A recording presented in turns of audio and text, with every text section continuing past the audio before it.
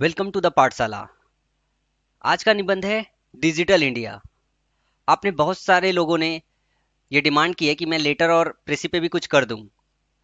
Time बहुत कम है तो मैं इस बात के लिए कमिटमेंट नहीं करता हूं कि हाँ मैं कर ही दूंगा, पर मैं 14-15 तारीख तक देखूंगा कि एक दो अगर मैं इस पे कुछ वीडियोज अगर बना पाऊं तो मैं बनाऊंगा।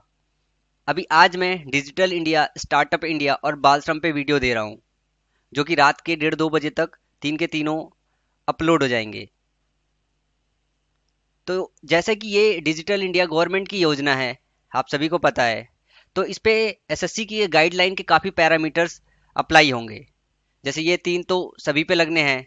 इसमें ऑब्जेक्टिव, कब लॉन्च हुआ, किसने लॉन्च किया, और कंपोनेंट क्या है, स्ट्रेंथ, वीकनेस और सजेशन, ये सारे इस पे अप्लाई होंगे। तो चलिए आज देखते हैं कि ये निबंध हम कैसे फॉर्मुलेट करते हैं। सबसे पहले तो आप डिजिटल इंडिया डिफाइन कीजिए।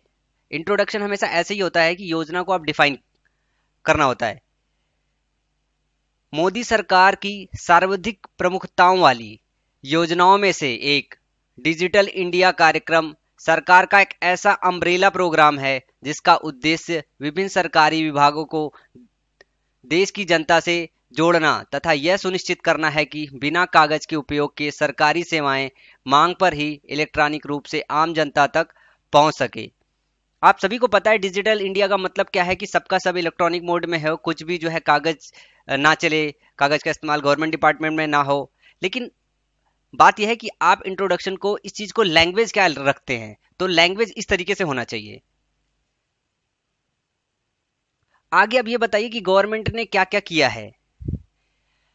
इस अभियान के लिए 1,13,000 करोड़ का बजट निर्धारित हुआ है। 2.5 लाख पंचायतों समेत 6 लाख गांवों को 2017 तक ब्रॉडबैंड से जोड़ने का लक्ष्य है।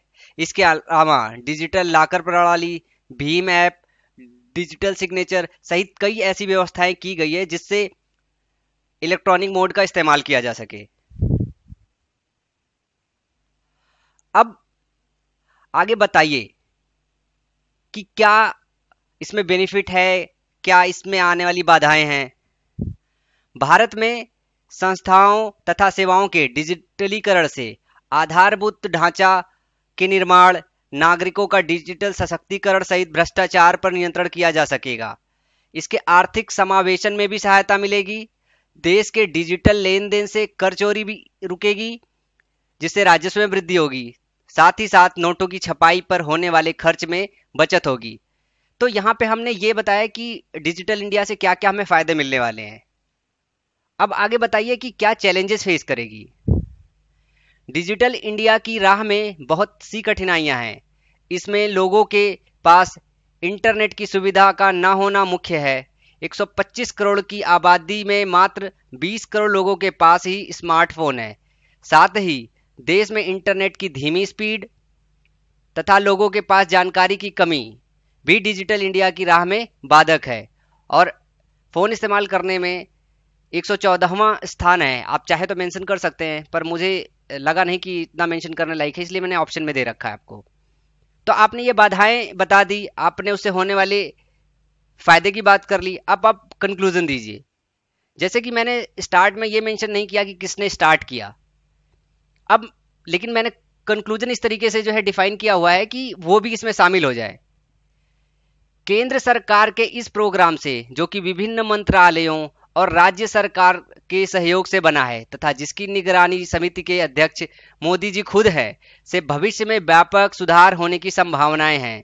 हम इस योजना से नव भारत निर्माण का सपना देख सकते हैं। आप इसमें स्टार्ट में चाहे तो डेट भी मेंशन कर सकते हैं कि 1 जुलाई 2015 को स्टार्ट हुआ था। और अगर ये मेंशन करना चाहे कि हाँ किस डिपार्टमेंट के तहत हो रही है, तो सबको पता है कि आईटी डिपार्टमेंट, गवर्नमेंट की आईटी डिपार्टमेंट के तहत में हो रही है, तो आप ये दो चीजें और भी मेंशन कर सकते हैं कि अगर आपको वर्ड लिमिट अगर परमिट कर रही हो तो। और बाकी जो दोस्तों ने, जो हमारे भाइयों ने और डिमांड की ऐसे की, आप परेशान मत होइए, मैं अगला 10-12 ऐसे और अपलोड करने वाला हूं जिसमें कैशलेस, बुलेट ट्रेन, यहाँ तक कि महिला सशक्तिकरण से लेकर जितने भी इंपॉर्टेंट टॉपिक है, मैं सब पे वर्कआउट कर रहा हूँ। जल्द ही मैं उन सब पे वीडियोस बनाऊंगा और अपलोड करूंगा। सो आज के लिए थैंक यू।